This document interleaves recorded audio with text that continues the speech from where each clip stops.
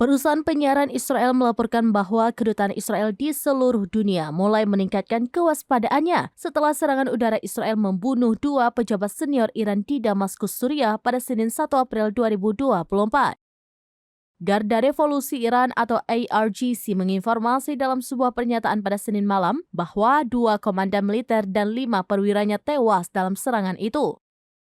Serangan itu terjadi setelah kerugian yang tidak dapat diterima Zionis dalam menghadapi perlawanan Palestina di jalur Gaza yang kemudian dibantu oleh Sekutu Gaza. Dia menambahkan serangan pesawat tempur Israel terhadap gedung konsulat Iran di Damaskus merenggut nyawa Brigadir Jenderal Muhammad Reza Zahedi dan Muhammad Hadi Haji Rahimi, penasihat senior militer Iran di Suriah, serta 5 petugas yang menemani mereka. Menteri Luar Negeri Iran Hossein Amir-Abdollahian mengutuk serangan itu yang juga merupakan pelanggaran terhadap semua konvensi internasional. Iran menyebut Israel harus bertanggung jawab atas konsekuensi dari serangan itu.